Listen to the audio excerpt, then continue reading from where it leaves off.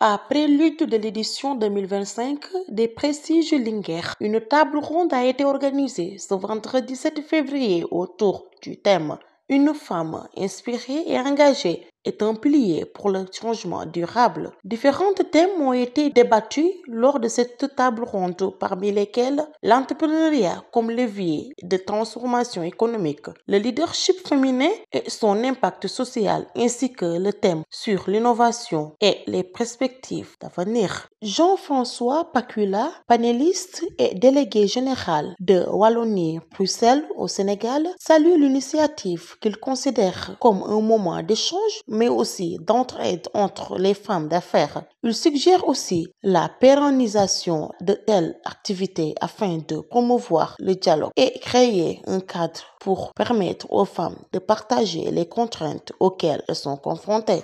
Je dis que c'est une magnifique initiative. Dès que Madame Yaye Fatou est venue m'en parler, j'ai tout de suite dit oui par rapport au fait d'accueillir cet acte 2 de ces talks, de ces conversations entre femmes entrepreneuses.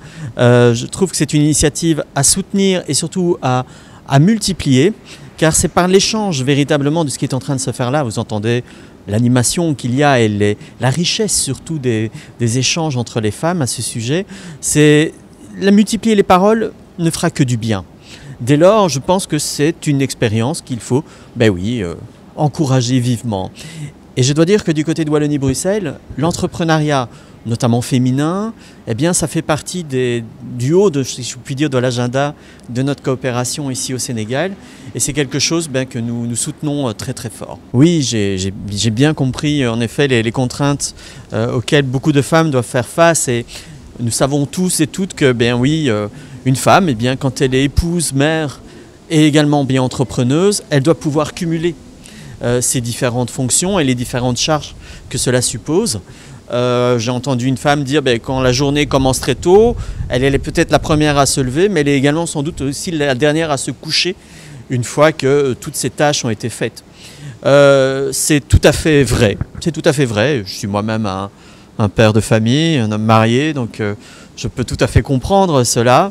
Je pense que les évolutions sont en cours, les évolutions de la société également. Ça passera sans doute par beaucoup de dialogue, beaucoup aussi de persuasion et de conviction dans l'action et dans les problématiques qui sont rencontrées par les femmes. Je pense que c'est en disant ce qu'elles ont comme difficulté et en incitant leurs compagnons, leurs maris, leurs enfants, leurs familles à intégrer et à comprendre ces contraintes que on pourra les diminuer et en fait davantage les partager sans doute, oui. Également panéliste, le journaliste, écrivaine et communicante Jacqueline Fatima Bokoum encourage les femmes à croire en elles et de mettre un focus sur la transformation pour l'atteinte de l'autosuffisance alimentaire. Elle revient également sur les contraintes comme les barrières culturelles. En fait, nous, on fait partie des femmes qui croyons beaucoup que les femmes doivent bouger d'ailleurs dans tous les secteurs d'activité parce qu'on a un pays riche d'une économie diversifiée, surtout dans l'économie de transformation, c'est-à-dire apprendre aux femmes à consommer les ressources locales, les produire sur place pour ne plus avoir à les réimporter dans le pays. Donc on est très fiers de participer à cet élan-là parce qu'avant nous, bien sûr, des formations ont été faites. On n'a rien inventé de nouveau, mais on s'est placé dans un segment avec peut-être nos parcours respectifs où nous pouvons aujourd'hui, je pense valablement, parler aux femmes de ce qui les attendent et de ce pourquoi elles doivent se battre, parce que je pense qu'on n'a pas besoin d'avoir une nounou dans la vie ou bien un mentor. Si on sait ce qu'on veut, on doit pouvoir trouver en soi la capacité d'avancer. Et les gens sont assez autour aujourd'hui en termes d'encadrement, je pense, que ce soit la délégation générale Wallonie-Bruxelles, que ce soit aujourd'hui le talk des Linguères, parce que je pense que c'est des femmes exceptionnelles qui nous ont montré aujourd'hui qu'on peut partir de rien, arriver à beaucoup de choses et le partager pour le meilleur pour toutes.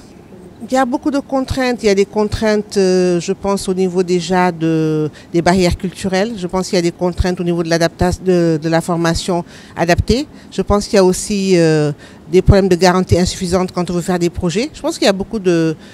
Et si vous regardez bien, d'ailleurs, les femmes ont les mêmes problèmes que les jeunes dans ce pays, en termes on va dire de personnes qui se mettent en face pour leur dire voilà où il faut passer, voilà où il faut passer. Et je pense que ce genre de rencontres permettent simplement aux personnes de voir qu'il y a d'autres réussites qui sont peut-être pas aussi classiques que celles qu'on a l'habitude de voir et qui permettent aujourd'hui, avec la digitalisation, avec de nouveaux terrains économiques sur le Sénégal, avec l'arrivée du pétrole et du gaz, avec l'arrivée de beaucoup de richesses, de pouvoir permettre à des femmes de croire aujourd'hui qu'il est possible d'avoir du pouvoir économique et de le mettre bien sûr au service du pays. Disons que je leur suggérerais, avec beaucoup d'humilité, d'essayer de voir ce qui ne va pas, ce qu'elles doivent améliorer. Ça, c'est personnel, hein, c'est un diagnostic personnel. Et puis nous, si on peut aider, moi j'ai une école qui donne des cours gratuitement aux jeunes. Donc si on peut aider, ils peuvent venir nous voir et puis on va essayer de les aider en tout cas à trouver en eux les ressources suffisantes pour aller conquérir le monde. Coach Amouessa, la promotrice des Linguères, fait savoir que l'entrepreneuriat est une pratique ancienne. Ce qui se passe actuellement n'est qu'une réadaptation de ce qui se faisait autrefois. Cependant, elle prend l'environnement social et le manque de financement comme les principaux blocages de l'entrepreneuriat féminin. Le coach conseille aux femmes de croire en elles, de croire en leurs valeurs et de leurs capacités.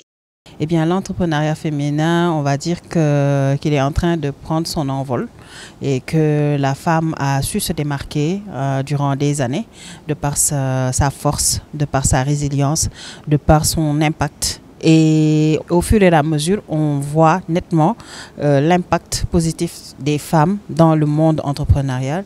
Et ceci n'a pas démarré aujourd'hui, ça a démarré depuis l'époque de nos grands-mères et arrière-grand-mères, bien sûr, parce qu'elles ont toujours eu à s'activer. Même si durant cette période, ça ne s'appelait pas entrepreneuriat, mais c'est en réalité de l'entrepreneuriat que nous avons formalisé maintenant et que nous subissons en tant que femmes, mais que nous suivons avec beaucoup d'amour.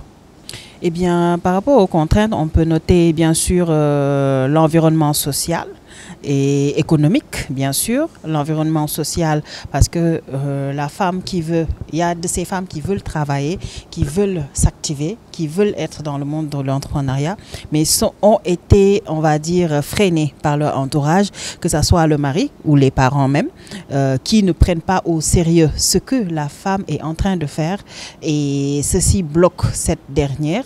Et si elle ne se fixe pas de grands objectifs pour bien sûr s'y concentrer, elle va laisser tomber très tôt parce que bien sûr elle ne verra pas du support derrière elle.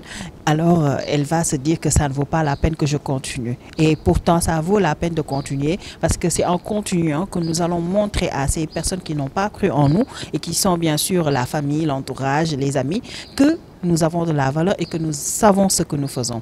Donc c'est ça l'importance et surtout l'aspect économique parce que les femmes veulent s'activer mais le plus souvent elles manquent de financement donc elles ne peuvent pas développer réellement leurs activités comme il se doit. Déjà de savoir ce qu'elles veulent dans la vie d'abord mais surtout de savoir qui elles sont parce qu'en sachant qui je suis en tant que personne, en tant que femme, je saurai ma valeur, je saurai mes capacités et j'aurai des principes que je vais mettre en place pour bien sûr avancer vers la réussite. Que les personnes me croient ou non, l'essentiel c'est de me croire en tant que femme. Donc c'est le conseil que j'ai pour elles, de croire en elles. Mais avant de croire en elles, il faudrait qu'elles fassent connaissance avec elles-mêmes. C'est en faisant connaissance avec soi qu'on arrive à savoir quelles sont mes capacités, quelles sont mes faiblesses, quels sont mes besoins dans la vie, qu'est-ce que j'ai la capacité de faire, mais surtout quels sont mes pouvoirs.